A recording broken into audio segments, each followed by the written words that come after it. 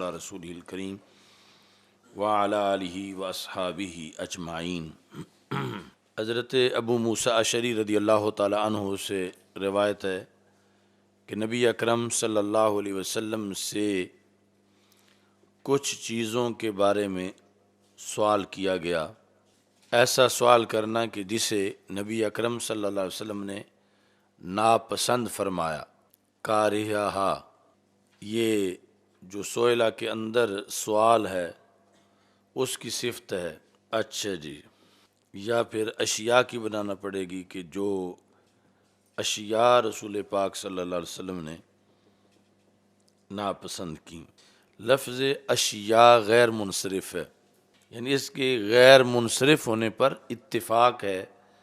آگے وجہ میں اختلاف ہے کہ غیر منصرف ہونے کی وجہ کیا ہے، تو اس واسطے اتفاقی طور پر اسے اشیاء یہاں غیر منصرف جو ہے وہ پڑھنا ہے۔ اب سوال پیدا ہوتا ہے کہ نبی اکرم صلی اللہ علیہ وسلم نے اس سوال کو ناپسند کیوں کیا؟ تو سنن ابی داؤد، سنن ابن ماجہ کے اندر یہ حدیث ہے کہ حضرت جابر رضی اللہ تعالیٰ عنہ کہتے ہیں کہ وہ ایک سفر میں تھے، دوران سفر ایک ساتھی ان کے جنبی ہو گئے اور ان کے سر میں زخم تھا۔ تو چونکہ ابتدائی طور پر ابھی احکام بیان ہو رہے تھے اسلام کے، تو انہیں جتنا پتہ تھا اس کے مطابق ان ساتھیوں نے اپنے اس ساتھی کو کہا کہ تجھ پر جو غسل فرض ہے تو سر دھونا بھی فرض ہے، اگرچہ سر میں زخم ہے۔ ظاہر ہے کہ کوئی جہاد کی وجہ سے کوئی زخم ہوگا تو وہ اسی غسل سے ہی فوت ہو گئے، یعنی سر کا زخم ایسا خطرناک تھا کہ جب پانی پڑا تو اس سے وہ فوت ہو گئے۔ جب رسول اکرم صلی اللہ علیہ وسلم کے پاس پیغام پہنچا تو آپ نے جھڑکی دی اور ناراضگی کا اظہار کیا، قاتلوہ قاتلہم اللہ، کہ یہ جو پاس لوگ تھے انہوں نے اس کو قتل کر دیا، اللہ انہیں قتل کرے، یعنی انہوں نے غلط مشورہ دیا اور غلط مسئلہ بتایا۔ قاتلوہ قاتلہم اللہ۔ اور اس موقع پر آپ نے یہ فرمایا ہلا سالو اذا جاہلو، ان کو مسئلے کا پتہ نہیں تھا تو انہوں نے پوچھا کیوں نہیں، یعنی اس وقت یہ پوچھ لیتے تو انہیں پوچھنا چاہیے تھا۔ اس موقع پر آپ نے فرمایا فإنما شفاء العی السؤال، بیمار کی شفا سوال میں ہے، یعنی سوال کرنا اتنی بڑی سعادت ہے اس میں، یا اس کا اتنا بڑا فائدہ ہے کہ اس سے بیمار کو شفا مل جاتی ہے۔ تو خلاصہ یہ ہے حدیث بیان کرنے کا کہ سوال کرنے کی تو بڑی تعریف کی گئی ہے کہ سوال کرنا اچھا ہے، سوال کرنے کی حوصلہ افزائی کی گئی ہے۔ یہاں پھر رسول پاک صلی اللہ علیہ وسلم نے سوال کرنے کو ناپسند کیوں فرمایا؟ سئل النبی صلی اللہ علیہ وسلم عن اشیاء کرہا، جب خود ہی سوال کرنے کی فضیلت بتائی ہے تو یہاں سوال کرنے کی مذمت کس لیے فرمائی ہے؟ اس کا جواب کہ ایک ہے سوال ضروریات دین سے اور دوسرا ہے امر غیر ضروری کے بارے میں جو دین کے لحاظ سے غیر ضروری، تو وہاں انما شفاء العی السؤال، وہاں جو سوال ہے وہ امر ضروری فی الدین کے بارے میں ہے اور نہیں کیا گیا تھا، تو پھر رسول پاک صلی اللہ علیہ وسلم ناراض ہوئے۔ اور یہاں جو سوالات ہیں جن کا آگے ذکر آ رہا ہے تو یہ ضروریات دین سے نہیں تھے، اس بنیاد پر رسول اکرم صلی اللہ علیہ وسلم نے انہیں ناپسند فرمایا۔ تو دینی امر کے بارے میں تو سوال کرنا واجب ہے، اور باقی جو ہے اس کے بارے میں پھر آگے دیکھنا پڑے گا کہ یعنی اس کا وقت ہے یا وہ خود اس کی ضرورت ہے یا رسول اکرم صلی اللہ علیہ وسلم اس سے کسی اہم موضوع میں مصروف ہیں، تو کس وقت کیا جائے یا نہ کیا جائے۔ تو انما شفاء العی السؤال، اس کا ایک محدود دائرہ کار ہے، ضروریات دین میں سے جو سوال ہے وہ اس کے لحاظ سے ہے، اور یہ جو قاریہ ہے یہ غیر ضروریات دین کے لحاظ سے ہے۔ اور کبھی یعنی یہ بھی فرق ہوتا ہے کہ ایک سوال ہے جس کا تعلق پنجابی میں خلاصہ بنتا ہے پانی میں مدھانی، یعنی وہ پانی وچ مدھانی دا کوئی فائدہ نہیں، اور دوسرا وہ ہے کہ دودھ میں مدھانی تو اس کا فائدہ ہے۔ اس واسطے سوال کا فرق ہے۔ فلما اکثر علیہ، جب رسول پاک صلی اللہ علیہ وسلم سے زیادہ سوالات کیے گئے اور تھے غیر ضروری، یا جو پوچھ رہے تھے وہ ان کا جواب ہضم نہیں کر سکتے تھے، یا جواب دینا اس وقت مناسب نہیں تھا، یہ کئی صورتیں اس میں موجود تھیں۔ فلما اکثر، جب رسول پاک صلی اللہ علیہ وسلم پر سوالات کی کثرت کی گئی تو غاضبا، اب غصے میں آ گئے۔ اب غصے میں اس لیے نہیں کہ جواب نہیں آتا تھا معاذ اللہ، نہیں، غصے میں اس لیے کہ ان سوالات کا موقع نہیں تھا۔ مثلا ایک پوچھ رہا تھا من ابی، میرا باپ کون ہے؟ ایک شخص پوچھ رہا تھا میری اینہ ناقاتی، میری اونٹنی گم گئی ہے، اونٹنی کہاں ہے؟ تو اس طرح کے سوالات تھے۔ تو رسول اکرم صلی اللہ علیہ وسلم نے پھر فرما دیا سلونی اما شئتم، پوچھ لو مجھ سے جو بھی پوچھنا ہے۔ فقال رجل من ابی، ایک شخص نے کہا میرا باپ کون ہے؟ قال ابو کا حذافہ، تمہارے باپ کا نام حذافہ ہے۔ دوسرا شخص بولا، اس نے کہا من ابی یا رسول اللہ صلی اللہ علیہ وسلم، میرا باپ کون ہے؟ فرمایا ابو کا سالم مولا شیبہ، کہ تمہارے والد کا نام سالم ہے جو کہ شیبہ کے غلام ہیں۔ جب حضرت عمر رضی اللہ تعالی عنہ نے دیکھا رسول اکرم صلی اللہ علیہ وسلم کے چہرے کے اندر غصہ، تو کہا یا رسول اللہ صلی اللہ علیہ وسلم انا نتوب الی اللہ عز وجل، ہم اللہ تعالیٰ کی طرف توبہ کرتے ہیں۔ اب اگلی حدیث کے ساتھ پھر اس کا خلاصہ بیان کرتے ہیں۔ باب من برک علی رکبتیہ عند الامام او المحدث، جو امام یا محدث کے پاس گھٹنوں کے بل کھڑے ہو کے جس نے گفتگو کی، گھٹنوں کے بل، ایک تو ہے نا پورا کھڑا ہونا، گھٹنوں کے بل ہے نصف کھڑا ہونا، پتہ ہے نا گھٹنوں کے بل کھڑے ہونے کا، تو مطلب گھٹنے زمین پہ لگے ہوئے ہوں، فولڈ وہاں سے اس نے اپنی ٹانگ کو کیا ہوا ہو، اور جس طرح دو زانو بیٹھتے ہیں یا قاد میں یا چوکڑی مار کے وہ صورتحال نہ ہو، صرف پاؤں اور گھٹنے جو ہیں وہ زمین پہ لگے ہوئے ہوں، اور گھٹنوں سے لے کر آگے وہ اس فولڈ نہ کیا ہو بلکہ اس کے ران سیدھے کھڑے ہوں، ایسی حالت میں بولنا بھی ہنگامی طور پر جائز ہے۔ کہ رسول پاک صلی اللہ علیہ وسلم کے پاس جب صحابہ بولے تو پھر محدث اور امام کے پاس بھی بولا جا سکتا ہے۔ انس بن مالک رضی اللہ تعالیٰ عنہ کہتے ہیں کہ رسول اکرم صلی اللہ علیہ وسلم نے ارشاد فرمایا کہ رسول اکرم صلی اللہ علیہ وسلم تشریف لائے تو حضرت عبداللہ بن حذافہ سہمی رضی اللہ تعالیٰ عنہ نے کہا من ابی، میرا باپ کون ہے؟ تو رسول اکرم صلی اللہ علیہ وسلم نے فرمایا کہ تمہارا باپ حذافہ ہے۔ پھر رسول پاک صلی اللہ علیہ وسلم نے بار بار فرمایا سلونی سلونی سلونی۔ تو حضرت عمر رضی اللہ تعالیٰ عنہ نے اپنے گھٹنوں کے بل کھڑے ہو کر کہا رضینا باللہ ربا وبالاسلام دینا وبمحمد نبیا۔ تو اس پر نبی اکرم صلی اللہ علیہ وسلم پھر خاموش ہوئے۔ آگے اس سے ملتا جلتا باب ہے تفسیر القرآن میں، جو بخاری کی تفسیر القرآن ہے، کتاب تفسیر القرآن، اس میں ہے باب قولہ تعالی لا تسألوا عن اشیاء ان تبد لکم تسؤکم، کہ تم ایسی چیزوں کے بارے میں سوال نہ کرو اگر انہیں تمہارے لیے ظاہر کیا جائے تو تمہیں برا لگے، ان کے بارے میں تم سوال نہ کرو۔ تو مجموعی طور پر یہ جو ہے وہ اس حدیث کے حصے جو ہیں وہ بخاری میں 13 جگہ پہ یہ موجود ہے، 2 یہ اور 11 ان کے علاوہ جو ہیں اس کے مقامات ہیں۔ اور اس کا جو تفصیلاً اس کا جو شان نزول ہے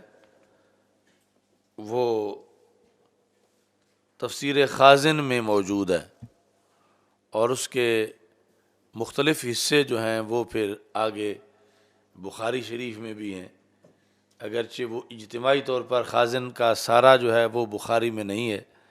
لیکن خاص حصے امام بخاری نے بھی اپنی شرائط کے مطابق ان کا ذکر کیا۔ اچھا جی، تو سلونی اما شئتم، جو بھی چاہو تم مجھ سے پوچھ لو۔ تو آگے آئے گا لا تسألونی عن شیء فیما بینکم و بین الساعۃ الا نبأتکم بہ۔ لا تسألونی عن شیء نکرہ تحت النفی ہے کہ تم جو بھی مجھ سے پوچھو گے، جس طرح کا بھی سوال کرو گے آج سے لے کر قیامت تک، تو میں تمہیں اس کا جواب دوں گا۔ لا تسألونی عن شیء فیما بینکم و بین الساعۃ الا نبأتکم بہ۔ تو اس کے ساتھ پھر خازن کو ملا کے کل پھر اس کی تفصیل انشاءاللہ اور اس کے اگلے جو مقام ہیں وہ بیان کریں گے۔ باب من اعاد الحدیث ثلاثا، جس نے بات کو دہرایا 3 مرتبہ، لیفہم عنہ، تاکہ وہ بات اس کی طرف سے سمجھی جائے۔ تو نبی اکرم صلی اللہ علیہ وسلم نے فرمایا الا وقول الزور فما زال یکررھا، اس کو رسول پاک صلی اللہ علیہ وسلم مسلسل دہراتے رہے۔ ایسے ہی حضرت عبداللہ بن عمر رضی اللہ تعالیٰ عنہ کہتے ہیں کہ نبی اکرم صلی اللہ علیہ وسلم نے حجۃ الوداع کے موقع پر فرمایا حل بلغت، تو کیا میں نے بات پہنچا دی ہے؟ تو دوبارہ فرمایا حل بلغت، پھر فرمایا حل بلغت۔ تو یہ ترجمۃ الباب ہے کہ دہرانا کلام کا۔ حضرت انس رضی اللہ تعالیٰ عنہ کہتے ہیں کہ نبی اکرم صلی اللہ علیہ وسلم نے سے مروی ہے کہ آپ جس وقت گفتگو فرماتے تھے اعادہا ثلاثاً، تو 3 مرتبہ بات کو دہراتے تھے، حتی تفہم عنہ، یہاں تک کہ وہ بات آپ سے سمجھی جاتی۔ اور جس وقت آپ کسی کے پاس تشریف لے جاتے تھے تو انہیں سلام کہتے تھے، تو سلام کہتے تھے 3 بار۔ اچھا جی، تو 3 سلام کیا ہیں؟ ایک ہے استئذان کے وقت، بس دروازے سے باہر اندر آنے سے پہلے، ایک وہ سلام ہے، اور دوسرا ملاقات کے وقت، اور تیسرا واپسی کے وقت۔ اس طرح یعنی رسول پاک صلی اللہ علیہ وسلم جب کسی کے پاس تشریف لے جاتے تھے تو 3 مرتبہ سلام فرماتے تھے۔ باقی یہ جو اذا تکلم بکلمۃ اعادہا ثلاثا، تو یہاں کلمہ سے مراد وہ نہیں ہے جو کافیہ میں کلمہ کی تعریف ہے، الکلمۃ لفظ وضع لمعنى المفرد۔ یہاں کلمہ سے مراد کلام ہے، کلمہ سے مراد کلام ہے، یعنی ایسا کلام کہ جو کسی ایک حکم یا کئی احکام پر مشتمل ہے، تو رسول پاک صلی اللہ علیہ وسلم اس کو دہراتے تھے۔ مثلا حل بلغت، تو یہ کلمہ نحوی کلمہ نہیں ہے بلکہ نحوی کلام ہے، لیکن حدیث کے لحاظ سے جو لفظ کلمہ ہے وہ کلام پر بھی بولا جاتا ہے، اور ایسے ہی قرآن مجید میں بھی لفظ کلمہ کلام پر بولا گیا ہے۔ اچھا جی، تو اب حل بلغ تو یہ جہاں حکم ہے تو اس کا تکرار مستحسن ہے کہ حکم کا ابلاغ صحیح ہو جائے، یہ نہیں کہ مثلا لفظ حل ہے تو یہ فرمائے حل حل حل، کلمہ تو یہ بھی ہے لیکن یہ کلام نہیں ہے۔ حل بلغ تو یہ کلام ہے، تو اس کے اندر حسن ہے، اور یہ تکرار فرماتے تھے یا دہراتے تھے تاکہ کسی کو شک نہ رہے کیا میں نے بات پہنچا دی ہے۔ تو کلمہ سے مراد نحوی یا اصطلاحی کلمہ نہیں ہے بلکہ عرفی کلمہ جو کہ کلام پر مشتمل ہے وہ مراد ہے۔ ان ھذی کلمہ ہوا قائلھا، تو وہاں بھی قرآن مجید میں جو ہے پوری گفتگو کو کلمہ کہا گیا ہے، جو ایک بندہ کر رہا ہے تو کہا جائے کہ یہ اس کے منہ کی بات ہے۔ اچھا جی، حضرت عبداللہ بن عمر رضی اللہ تعالیٰ سے مروی ہے کہ رسول اکرم صلی اللہ علیہ وسلم ایک سفر میں پیچھے رہ گئے، جو سفر ہم نے کیا تھا، فَأَدْرَكَنَا، آپ نے ہمیں پایا، یعنی ہم آگے نکل گئے تو رسول پاک صلی اللہ علیہ وسلم بعد میں تشریف لائے، آپ نے ہمیں پایا، حال یہ ہے کہ ہم نماز کو تنگ کر چکے تھے، یعنی نماز کا وقت تھوڑا رہ گیا تھا نماز عصر کا، اور ہم وضو کر رہے تھے، اور ہم شروع ہو گئے کہ اپنے قدموں پر مسح کرنے لگے، یعنی ٹائم تھوڑا ہونے کی وجہ سے تو ایڑیاں بالکل خشک رہ گئیں، یعنی قدموں کے اوپر پانی تھوڑا تھوڑا پھیر رہے تھے، ہاتھ سے ہاتھ پانی والا پھیر رہے تھے، تو رسول پاک صلی اللہ علیہ وسلم نے بلند آواز سے کہا ویل للعقاب من النار، ویل للعقاب من النار، ویل للعقاب من النار، تو یہ کلام ہے جو آپ نے دہرایا 2 بار یا 3 بار فرمایا کہ ہلاکت ہے ایڑیوں کے لیے آگ سے۔ تو اب اس میں ایک حکم ہے، اس حکم کے ابلاغ کے لیے رسول پاک صلی اللہ علیہ وسلم نے اس کا تکرار کیا، اور یہ بتایا کہ اگرچہ ٹائم تھوڑا ہو پھر بھی پورا پاؤں دھونا ضروری ہے، چھٹی نہیں ہے کہ ایڑی چھوڑ دی جائے اور جو باقی پاؤں تو دھویا جائے اور ایڑی نہ دھوئی جائے تو پھر اس ایڑی کے لیے جہنم کی آگ ہے، تو اپنے ایڑی کو جہنم کا مستحق نہ بناؤ۔ تو یہاں یہ بھی پتہ چلا کہ رفع الصوت بالعلم، کہ علم کی آواز جو ہے اس کے لیے علم کی گفتگو آواز بلند کرنا یہ سنت ہے، کہ پہلے آیا ہے کہ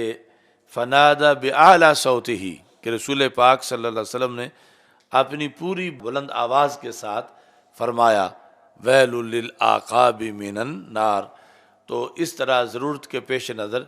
علم پر مشتمل کلام کے لیے آواز بلند کرنا بھی سنت مصطفیٰ صلی اللہ علیہ وسلم ہے۔ تعلیم الرجل اماتہ و اہلہ، بندے کا اپنی لونڈی کو تعلیم دینا اور اپنے اہل کو تعلیم دینا۔ حضرت عامر شعبی کہتے ہیں، عامر شعبی، تو شعب یہ یمن کا ایک پہاڑ ہے، اس کی طرف منسوب شعبی ہے، یہ معروف تابعی ہیں۔ کون؟ عامر، یہ عامر شعبی ہیں جنہوں نے کہا کہ اگر شیعہ جانوروں میں ہوتے تو گدھے ہوتے، اور اگر پرندوں میں ہوتے تو رخم ہوتے، تو یہ سب سے بڑا خطرہ ہے مسلمانوں کے لیے، اور ایک لحاظ سے یہودی ان سے اچھے ہیں کہ وہ یہودی تو ہیں مگر روافض نہیں ہیں، کہ وہ اپنے نبی کے اصحاب کے بارے میں وہ ایسا نہیں سوچتے جیسا یہ سوچتے ہیں، اور ایسے ہی نصارہ تو ضرور ہے مگر روافض نہیں ہیں، کیونکہ وہ بھی اپنے نبی صلی اللہ علیہ وسلم کے اصحاب کو وہ کچھ نہیں کہتے جو یہ اپنے رسول علیہ السلام کے اصحاب کو کہتے ہیں۔ تو یہ حضرت عامر شابی جو ہیں انہوں نے 50 صحابہ کی زیارت کی تھی، تو یہ کبار تابعین میں سے ہیں۔ حضرت ابو بردہ رضی اللہ تعالیٰ عنہ اپنے باپ سے روایت کرتے ہیں کہ رسول اکرم صلی اللہ علیہ وسلم نے ارشاد فرمایا، 3 طرح کے بندے وہ ہیں جن کے لیے دوہرا اجر ہے، یعنی یہ ان کی موج ہے شریعت میں کہ اللہ نے ان کے لیے ڈبل اجر رکھا ہے۔ رجل من اہل الکتاب آمن بنبیہ و آمن بمحمد صلی اللہ علیہ وسلم۔ تو یہ اہل کتاب کا بندہ یعنی رسول پاک صلی اللہ علیہ وسلم سے پہلے جو کتابیں اتر چکی تھیں ان کا ماننے والا، اگر نبی اکرم صلی اللہ علیہ وسلم کا کلمہ پڑھ جائے تو ڈبل ایمان ہے اس کا۔ رجل من اہل الکتاب، مثلا کرسچن ہے اور مسلم ہو جائے تو ڈبل اجر ہے، یہودی ہے مسلم ہو جائے ڈبل اجر ہے۔ کیوں؟ آمنا بنبیہ و آمنا بمحمد، ایک اجر اپنے نبی کا کلمہ پڑھنے کی وجہ سے، دوسرا اجر رسول پاک صلی اللہ علیہ وسلم کا کلمہ پڑھنے کی وجہ سے۔ اور اگر ایمان نہ لائے تو پھر ڈبل کافر، کہ نہ اپنے نبی کا کلمہ پڑھا ہوتا تو سرکار کا بھی پڑھتے، اور نہ ہی رسول پاک صلی اللہ علیہ وسلم کا کلمہ پڑھا، تو اس بنیاد پر وہ اہل کتاب ڈبل کافر ہے، جس طرح کے حدیث تم نے پہلے سنی ہوئی ہے۔ کون سی حدیث ہے؟ وہ سنن ابی داؤد میں کتاب الجہاد میں باب غزوۃ الروم، باب روم کی لڑائی کی جنگ،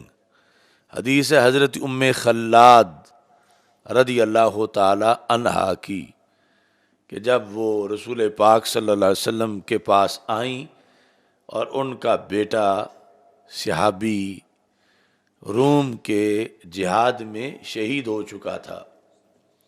تو انہوں نے پوچھا، یا رسول اللہ صلی اللہ علیہ وسلم میرے بیٹے کو کیا ملے گا شہادت کی، یہ جو اس کی جان چلی گئی ہے؟ تو رسول پاک صلی اللہ علیہ وسلم نے فرمایا، ان لبنے کے اجرا شہیدین، تمہارے بیٹے کے لیے 2 شہیدوں کا اجر ہے، یعنی اتنا سعادت مند ہے تمہارا بیٹا، جان ایک نکلی ہے، شہادتیں 2 مل گئی ہیں۔ ویسے ایک جان پر ایک ہی شہادت ہوتی ہے، لیکن تمہارے بیٹے کی جان ایک نکلی ہے، شہادتیں 2 مل گئی ہیں۔ تو انہوں نے تعجب سے پوچھا کہ یہ پھر میرے بیٹے کو کس طرح 2 مل گئی ہیں؟ تو فرمایا، لِأَنَّهُ قَاتَلَهُ أَهْلُ الْكِتَابِ، کہ شہادت جو ہے اس کا میرٹ بنتا ہے کہ ایک مسلمان کن لوگوں کے ہاتھوں شہید ہوا۔ اگر وہ سنگل کافر تھے تو شہید بھی سنگل ہے، اگر شہید کرنے والے ڈبل کافر تھے تو پھر شہید بھی ڈبل ہے۔ تو کہا کہ یہ جو ہماری جنگیں ہوتی رہی ہیں، احد، پہلے بدر، احد، خندق، ان میں جو شہید ہوئے یہ سنگل کافروں کے ہاتھوں شہید ہوئے، کہ وہ مشرکین مکہ تھے جن کے خلاف لڑتے ہوئے یہ میرے صحابہ شہید ہوئے، لیکن یہ جو غزوہ روم میں تمہارا بیٹا شہید ہوا یہ ڈبل کافروں کے ہاتھوں شہید ہوا، کہ وہ اہل کتاب تھے جن کے مقابلے میں لڑتے لڑتے تمہارا بیٹا شہید ہوا، کیونکہ یہ ڈبل کافروں کا مقابلہ کرنے نکلا تھا، تو رب نے شہادت بھی ڈبل عطا فرمائی ہے۔ تو یہ سیاستہ میں سے سنن ابی داؤد کتاب الجہاد باب غزوۃ الروم، اس کے اندر یہ حدیث ہے کہ جس سے واضح پتہ چلتا ہے کہ اہل کتاب اگر کلمہ پڑھ جائیں تو ڈبل مومن ہے، رسول پاک صلی اللہ علیہ وسلم کا کلمہ پڑھیں تو ڈبل مومن ہے، اور اگر نہ پڑھیں تو پھر ڈبل کافر ہیں۔ پھر اپنے نبی کا کلمہ جو پڑھتے ہیں وہ بھی معتبر نہیں ہوتا، اس میں بھی وہ جھوٹے قرار پاتے ہیں، تو وہ ڈبل کافر ہیں۔ اب یہ ڈبل کافروں کو طاہر القادری نے مومن قرار دیا، اس کے نزدیک جو ہیں وہ یہودی ہوں یا نصرانی ہوں وہ مومن ہیں، حالانکہ ان کو مومن کہنا یہ قرآن کی بھی خلاف ورزی ہے، حدیث کی بھی خلاف ورزی ہے، چونکہ وہ صرف کافر نہیں بلکہ ڈبل کافر ہیں کہ 14 صدیوں کے گزر جانے کے باوجود آج تک جنہوں نے کلمہ نہیں پڑھا رسول پاک صلی اللہ علیہ وسلم کا، وہ صرف کافر نہیں بلکہ ڈبل کافر ہیں، جبکہ طاہر القادری یا غامدی یا اس طرح کے جو لوگ ہیں انہوں نے انہیں یہ سہولت دی ہوئی ہے، خود سہولتیں ان سے لینے کے لیے کہ وہ مومن ہیں، وہ اہل کتاب ہیں تو مومن ہیں۔ تو اہل کتاب ہونے کا مطلب اور ہے اور مومن ہونے کا مطلب اور ہے۔ ظاہر ہے کہ جس وقت ڈبل کفر ہے تو پھر سختی بھی ان کے لحاظ سے زیادہ ہے۔ وہ تو پھر یعنی جو بعض احکام مستثنا ہیں کتاب کی وجہ سے کہ فرق رہے کہ اتری ہوئی کتاب کو ماننے والے ہیں، وہ اس جہت میں یعنی فرق دیا گیا، اور وہ بھی یعنی نکاح کے لحاظ سے پھر حضرت عبداللہ بن عمر رضی اللہ تعالیٰ عنہ جیسے جو صحابہ ہیں انہوں نے اس کا پھر عوارض کی بنیاد پر عملاً انکار کیا کہ نہ کیا جائے ان کے ساتھ۔ اچھا جی،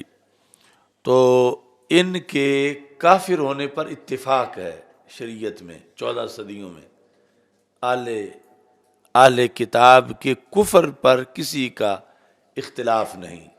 سوائے یہ غامدی اور طاہر القادری جیسے موجودہ لوگوں کے۔ ماضی میں ان کو ساری امت کافر ہی مانتی آئی ہے، ہاں مشرک ہونے میں اختلاف رہا، کیا یہ مشرک ہیں یا مشرک نہیں ہیں؟ تو مشرک ہونے میں کچھ لوگوں نے ائمہ نے ان کے مشرک ہونے کو بیان کیا، کچھ نے غیر مشرک ہونے کو بیان کیا، تو مشرک ہونا اختلافی ہے مگر ان کا کافر ہونا اتفاقی ہے۔ اچھا جی، تو ایک تو ان کے لیے ڈبل اجر ہے۔ دوسرا، عبد مملوک کہ جو کسی کا غلام ہے، جب وہ ادا کرے اللہ تعالیٰ کا حق اور اپنے مالکوں کا حق، مثلا زر خرید غلام ہے تو مالکوں نے اس کے ذمہ لگایا ہوا ہے کہ 20 بھینسوں کو چارہ ڈالنا ہے، تو وہ 20 بھینسوں کو چارہ بھی ڈالتا ہے، ساتھ 5 نمازیں بھی پڑھتا ہے، تو اللہ کا حق بھی ادا کرتا ہے اور اپنے مالکوں کا حق بھی، تو اس کو ڈبل اجر ملے گا۔ یعنی عام بندے کو نمازیں پڑھنے پر اتنا ثواب نہیں ملے گا جتنا اس کو ملے گا، وہ جو اتنا کام کر کے مالکوں کا پھر بھی وہ اللہ کا حق ادا کرتا ہے۔ تیسرے نمبر پر رجل کانت عندہ امۃ، اس کے پاس لونڈی تھی، فأدبہا، تو اس نے اسے ادب سکھایا، لونڈی کو ادب سکھایا، فأحسن تأدیبہا، اور بہت اچھے طریقے سے اسے ادب سکھایا، وعلمہا، اسے تعلیم دی، کس کو؟ لونڈی کو، اور اچھے طریقے سے تعلیم دی، ثم اعتقہا، پھر اس کو آزاد کر دیا، فتزوجہا، پھر اس سے شادی کر لی، فلہ اجران، تو اس بندے کے لیے بھی ڈبل اجر ہے۔ یعنی اگر وہ اس کی لونڈی رہتی اور ان پڑھ رہتی، یا اس کی لونڈی رہتی اگرچہ پڑھا دیتا لیکن اسے وہ آزاد نہ کرتا تو ایک اجر رہتا، اس نے اسے آزاد کیا اور پھر آزاد کرنے کے بعد پھر اس سے شادی کی، چونکہ جو زر خرید لونڈی ہے یعنی اب تو وہ زمانے میں پائی نہیں جاتی، دنیا میں لونڈی ہے ہی نہیں، کیونکہ صدیوں سے جہاد بند ہے، اور جو پہلے غلام تھے وہ اسلام میں کئی کفارے ہیں جن میں غلام آزاد کیے جاتے ہیں، تو وہ کفاروں میں آزاد ہوتے ہوتے غلام لوڈنیاں ختم ہو گئے، اور آگے غلام بننے کا سلسلہ بند ہو گیا، جو جہاد کے نتیجے میں غلام بنتے تھے۔ تو آج یعنی کتابوں کے وہ سارے باب ہی معطل ہوئے ہیں جو غلاموں کی اقسام اور غلاموں کے احکام کے بارے میں ہیں۔ تو جو لونڈی ہے اس کا جو مالک ہے، اگر اس نے لونڈی کا کسی کے ساتھ نکاح نہ کیا ہو تو خود وہ اس سے وطی کر سکتا ہے، اسے اس کے ساتھ نکاح کی ضرورت نہیں، یہ تب کہ جب اس نے لونڈی کا کسی کے ساتھ نکاح نہ کیا ہو، اور اگر لونڈی کا کسی کے ساتھ نکاح کیا ہو تو پھر خود اس کے ساتھ وطی نہیں کر سکتا، وہ جس کے ساتھ اس کا نکاح ہے اسی کی وہ بیوی اس کی شمار ہوگی، لونڈی اس کی شمار ہوگی، اور اگر اس کو آزاد کر دے تو اب اس کے ساتھ نکاح کرنا جائز ہے،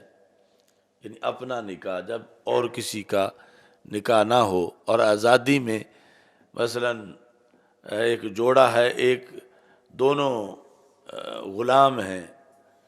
جب عورت کو آزادی مل جائے تو اس کے بعد اس کو اختیار ہے کہ وہ پہلے اس غلام خامد کے پاس رہے یا نہ رہے۔ تو بہرحال یہاں یہ ہے کہ اس کو ڈبل اجر ملے گا اگر اس نے کسی خاتون کے ساتھ یہ احسان کیا۔ یہ اس بات کی بھی دلیل ہے کہ عورتوں کا کتنا اہتمام ہے شریعت مطہرہ کے اندر، کہ جس کی وجہ سے ایک عورت کے ساتھ حسن سلوک پر ڈبل ایمان کا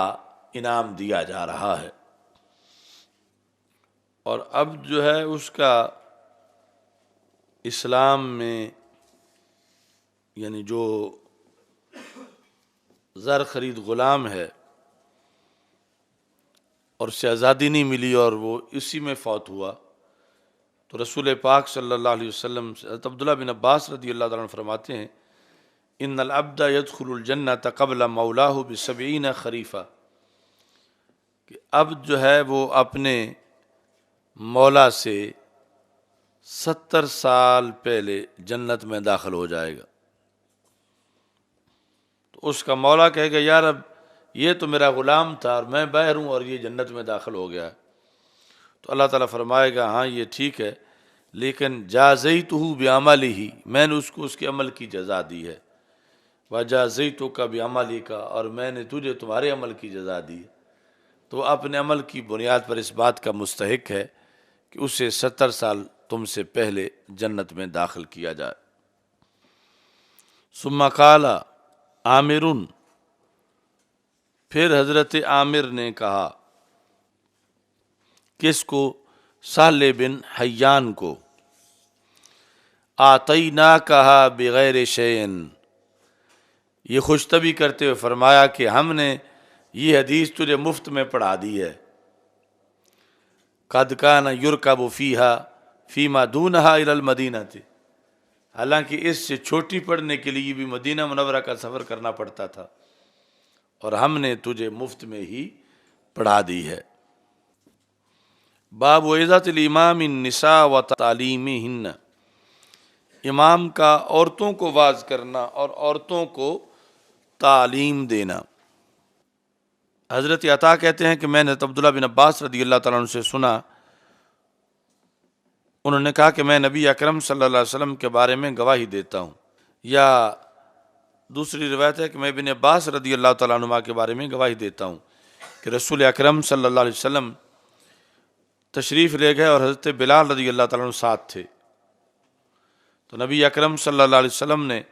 یہ گمان کیا کہ ان کی آواز عورتوں تک نہیں پہنچ رہی، تو نبی اکرم صلی اللہ علیہ وسلم نے انہیں علیحدہ واز کیا اور انہیں صدقے کو حکم دیا،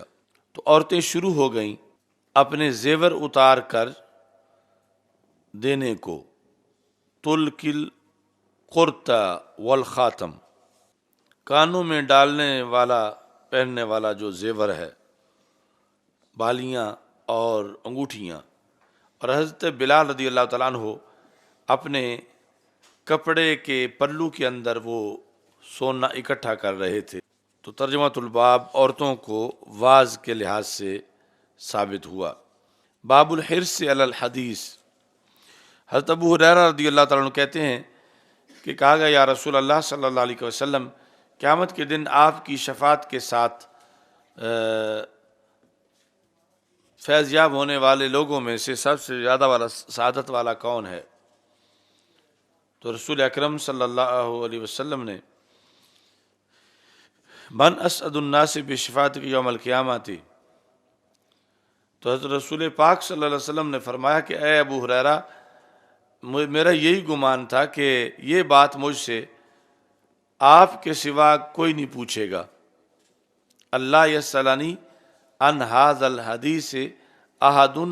اول منکا، آپ سے پہلے یہ بات مجھ سے کوئی نہیں پوچھے گا۔ لما رأیت من حرصک علی الحدیث، اس واسطے کہ جو آپ کی حدیث کے بارے میں حرص ہے۔ یہ ترجمہ الباب ثابت ہوا۔ اسعد الناس بشفاعتی یوم القیامۃ من قال لا الہ الا اللہ، قیامت کے دن ہر وہ بندہ میری شفاعت سے فیض یاب ہوگا جس نے لا الہ الا اللہ محمد الرسول اللہ صلی اللہ علیہ وسلم اپنے دل سے پڑھا ہے، اسے میری شفاعت ملے گی۔ تو لا الہ الا اللہ سے مراد صرف اتنا نہیں بلکہ پورا کلمہ ہے، کیونکہ صرف لا الہ الا اللہ جو پڑھے اور محمد الرسول اللہ صلی اللہ علیہ وسلم نہ پڑھے تو اتنے سے بندہ مسلمان نہیں ہوتا۔ اس بات پر اجماع ہے۔ مسلمان تب ہوگا، ایک غیر مسلم دائرہ اسلام میں تب داخل ہوگا جب یہ کلمہ پورا پڑھے گا۔ اور جو اتنا حدیث میں یہ اس طرح کا ذکر ہوتا ہے تو پھر یہ جس طرح بسم اللہ الرحمن الرحیم کا مخفف ہے بسم اللہ، ایسے ہی پورے کلمے کا مخفف ہے لا الہ الا اللہ۔ مراد یہ نہیں کہ اتنا ہی پڑھے، پورا پڑھے، لیکن ذکر کرتے اس کا نام، جس طرح سورہ اخلاص کو قل هو اللہ کہہ دیتے ہیں تو مراد پوری صورت ہے، تو ایسے ہی یہاں بھی مراد پورا کلمہ ہے۔ باب کیف یقبض العلم، علم قبض کیسے کیا جائے گا، یعنی مستقبل کی خبر، علم قبض کیسے کیا جائے گا۔ حضرت عمر بن عبدالعزیز رضی اللہ تعالیٰ عنہ نے ابو بکر بن حزم کی طرف یہ لکھا، امام عادل جن کو 5واں خلیفہ راشد کہا جاتا ہے، تو انہوں نے ابو بکر بن حزم جو قاضی تھے ان کی طرف لکھا کہ دیکھو جو بھی تمہیں حدیث ملے اسے لکھ لو، یعنی تدوین حدیث کا حکم دیا حضرت عمر بن عزیز نے۔ کیوں؟ فرما فإنی خفت دروس العلم، مجھے علم کے نشان مٹنے کا خدشہ ہے۔ دروس ایک تو ہوتا ہے درس کی جمع دروس، یہ دروس مصدر، اور اس درس اور اس میں زمین و آسمان کا فرق ہے۔ یہ ہے نشان مٹنا، اس دروس کا معنی کیا ہے؟ نشان مٹنا، کہ مجھے یہ خدشہ ہے کہ کہیں علم کے نشان مٹ نہ جائیں، تو لہٰذا اس کے لیے لائحہ عمل بنانا چاہیے کہ حدیثیں لکھی جائیں۔ وَذِهَابَ الْعُلَمَاءِ، مجھے خطرہ ہے کہ علماء چلے جائیں گے تو علم ساتھ ہی چلا جائے گا۔ ذہاب العلماء، اور نہ قبول کرو مگر حدیث نبی صلی اللہ علیہ وسلم، یعنی باقی کسی کا قول نہ لکھو، اور علم پھیلاؤ، اور تم اس بارے میں بیٹھو یہاں تک کہ جو نہیں جانتا اس کو علم دے دیا جائے۔ اگلا جملہ بہت حکمتوں پر مبنی ہے آج تک، قیامت تک۔ فَإِنَّ الْعِلْمَ لَا يَهْلِكُ حَتَّى يَكُونَ سِرًّا، اس وقت تک علم ہلاک نہیں ہوتا جب تک کہ سر نہ بن جائے، یعنی اگر علم زبانوں پہ آنا بند ہو جائے، ہر کوئی کہے مجھے آتا ہے، زبان پر علم نہ آئے تو پھر ہلاک ہو جاتا ہے۔ یعنی علم کا تکرار ضروری ہے، علم کا بیان ضروری ہے، علم کی تعلیم ضروری ہے، علم کی تدریس ضروری ہے۔ اب جو متعلم ہے اس کے پاس تو ہے ہی نہیں، ابھی جو معلم ہے اس کے پاس ہے، اور معلم کے پاس جو ہے یہ بھی ہلاک ہو جائے گا۔ کب؟ اگر یہ راز بن گیا، اس کو 50 سال ہو گئے ہیں، جب بھی کہا جاتا ہے وہ کہتا سب کچھ آتا ہے مجھے مگر بیان کرنے کی ضرورت نہیں ہے، یا میں اب آج نہیں بیان کرتا، میں پھر کبھی بیان کروں گا، تو وہی علم رفتہ رفتہ مر جائے گا اس کے سینے میں، کیونکہ وہ اسے زبان پہ نہیں لا رہا۔ تو حضرت عمر بن عبدالعزیز نے سب کو کہا کہ جو علم ہے وہ بیان کیا کرو، کیونکہ اگر علم جو ہے وہ بیان نہ ہوا تو یہ ہلاک ہو جائے گا۔ علم زندہ تب رہتا ہے جب زبان بھی اسے لایا جائے، جس کے سینے میں ہے وہ بولے، اگلے سنیں، ان کو حاصل ہو جائے گا، اس کا زندہ رہے گا، اور آگے جنہیں حاصل ہوا ان کا پھر زندہ تب رہے گا وہ بولیں۔ یعنی پہلے آپس میں تکرار کریں، پھر تعلیم و تعلم، درس و تدریس کا سلسلہ جاری ہو تو پھر علم زندہ رہے گا۔ اور اگر سارے اسی پہ اکتفا کرتے رہیں کہ ہمیں آتا ہے، سینے میں سب کچھ موجود ہے، تو جب بیان نہ ہو تو پھر علم ہلاک ہو جاتا ہے۔ مثلاً یہی آپ حساب لگا لیں کہ قرآن مجید کا حفظ جو ہے، اگر کوئی بندہ جو ہے وہ بیٹھ کے ذہنی طور پر سوچتا رہے، تلاوت ذہنی طور پر کر لے، زبان پہ نہ لائے، تو آہستہ آہستہ کو سب بھول جائے گا۔ اگر زبان پہ لائے گا تو پھر اسے یاد رہے گا۔ اگر قرآن مجید بطور تلاوت زبان پہ نہیں لاتا تو وہ حفظ ختم ہو جائے گا۔ تو ایسے ہی دیگر علوم جو ہیں جب وہ بیان ہوتے رہیں گے تو پھر باقی رہیں گے۔ تو یہ اس وقت کہا تھا حضرت عمر بن عبدالعزیز رضی اللہ تعالیٰ عنہ نے کہ علم اس وقت تک ہلاک نہیں ہوگا یہاں تک کہ راز نہ بن جائے، سر نہ بن جائے۔ تو اسے سر نہ بننے دو بلکہ اس کو ظاہر رکھو۔ آگے ہے حضرت عبداللہ بن عمر بن عاص رضی اللہ تعالیٰ عنہ کہتے ہیں کہ رسول اکرم صلی اللہ علیہ وسلم نے ارشاد فرمایا، ان اللہ لا يقبض العلم انتزاعا ينتزعه من العباد، اللہ علم چھینے گا نہیں کہ لوگوں سے چھین لے، یعنی ایک دن کوئی عالم ہو دوسرے دن جاہل بن گیا ہو، یا رات عشاء کے ٹائم عالم ہو اور معاذ اللہ صبح جاہل بن گیا ہو، اس طرح اللہ نہیں کرے گا۔ یعنی مطلب یہ عادت جاریہ نہیں ہے، اگرچہ اکا دکا واقعات ہو سکتے ہیں، ایسا دستور نہیں ہے۔ تو دستوری طور پر علم کیسے قبض ہوگا؟ کہ علم والے قبض ہو جائیں گے۔ لیکن یقبض العلم بقبض العلماء، کہ اللہ علم قبض کر لے گا علماء کو قبض کر کے، کہ علماء اٹھیں گے زمین سے تو سینوں میں علم بھی ساتھ ہی لے جائیں گے۔ تو اس میں ایک تو یہ ہے کہ علماء دن رات اپنا فیضان جاری رکھیں، کہ کوئی پتہ نہیں کس وقت ان کو اٹھا لیا جائے، تو وہ اپنا کئی سالوں کا پڑھا ہوا ساتھ ہی قبر میں نہ لے جائیں۔ اور دوسرا یہ ہے کہ ان سے فیض لینے والے غیر حاضری نہ کریں، مسلسل ان سے لیتے رہیں کہ پتہ نہیں کہ علم کا وہ حصہ کب زمین سے اٹھ جائے اور زمین اس سے محروم ہو جائے۔ تو اس طرح کر کے مثلاً جو صحابہ کے علماء تھے جب زمین سے اٹھ گئے تو اب بعد میں ان جیسا کوئی نہیں تھا، تو علم اٹھ گیا زمین سے۔ پھر جو تابعین کے علماء تھے تو جب وہ چلے گئے تو ان کا ہم پلہ کوئی نہیں تھا۔ تو اس طرح کر کے یہ قدرت سنت جاریہ ہے کہ ایسا نہیں ہوا کہ عالم چٹی ان پڑھ بنتے جائیں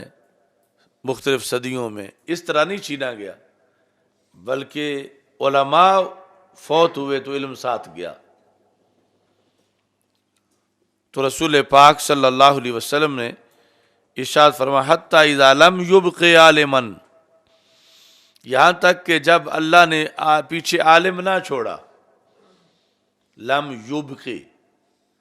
جب رب نے کوئی عالم باقی نہ رہنے دیا کسی بستی میں یا کسی علاقے کا عالم، اتخذ الناس رؤوسا جہالا، تو وہاں پھر لوگوں نے جہال کو رؤوس بنا لیا۔ تو مراد یہ ہے کہ جب سرکار فرما رہے تھے کہ جب اللہ کسی علاقے میں عالم نہیں رہنے دے گا، اس وقت تو مستقبل کے لحاظ سے فرما رہے گے کہ جب رب کہیں عالم نہیں رہنے دے گا تو اس علاقے کے لوگ پھر جاہل کو اپنا سردار بنا لیں گے، یعنی جاہل کو ہی مدرس بنا لیں گے، جاہل کو مفتی بنا لیں گے، تو جاہل پھر فتویٰ دے گا۔ تو یہ بہت بڑا حادثہ ہے کہ عالم اٹھ گیا اور جاہل پیچھے سردار بن گیا۔ تو پھر کیا ہوا؟ فَسُئِلُوا، ان جاہل جانشینوں سے سوال کیا گیا، جاہل جانشینوں سے، کہ جہاں سے عالم اٹھا اور پیچھے پڑا ہوا کوئی نہیں تھا، لوگوں نے کسی جاہل کو ہی سردار بنا لیا۔ تو پھر سردار تو بنایا مسئلے پوچھنے کے لیے، تو ان سے پھر جب مسئلے پوچھے گئے فَأَفْتَوْا بِغَيْرِ علم، تو انہوں نے پھر بغیر علم کے فتویٰ دیا، کیونکہ پڑھے ہوتے تو علم کا فتویٰ دیتے، تو بغیر علم کے انہوں نے فتویٰ دیا۔ تو کیا ہوا؟ فَضَلُّوا وَأَضَلُّوا، خود بھی گمراہ ہوئے اور انہوں نے اوروں کو بھی گمراہ کیا۔ یہ ہے علم کا اٹھ جانا۔ اس طرح یعنی قیامت تک کے لیے رسول پاک صلی اللہ علیہ وسلم نے علم کے اٹھنے کا جو سانحہ ہے وہ بیان کیا کہ عالم اٹھے گا تو علم اٹھے گا۔ تو عالم کو چاہیے پہلے اپنی جگہ، اپنے بعد کون بیٹھے گا اس کا اہتمام کرے، علم آگے منتقل کرے، تاکہ کسی جاہل کو وہ سردار نہ بنایا جائے، اور اگر جاہل سردار بنا تو پھر جیسے بنانے والے انہوں نے بنانے میں جاہل کو بنایا تو اس جاہل سے پوچھیں گے، تو یہ علم پڑھے بغیر نہیں آتا، تو پھر وہ خود بھی گمراہ ہوگا، اوروں کو بھی گمراہ کرے گا۔ یہ حدیث پیش کی تھی طاہر القادری نے، وہ 13.5 گھنٹے میں، اور اس سے پہلے کہا تھا کہ ان لوگوں کو حدیث پڑھنی بھی نہیں آتی، اور یہ تو یہاں خود ہی غلطی کر گیا تھا، یعنی افتو کی جگہ جو ہے وہ افتو اس نے پڑھا۔ تو اس طرح کر کے یعنی جو حدیث کا مفہوم تھا وہ نفس الامر میں پایا گیا، وہ جہالت والا۔ چلو جی، الحمدللہ رب العالمین، استغفر اللہ، لا الہ الا اللہ وحدہ لا شریک لہ، لہ الملک ولہ الحمد وہو علی کل شیء قدیر۔ اللہم انا نعوذ بک من زوال نعمتک تحول عافیتک، صلی اللہ تعالی علیہ وسلم۔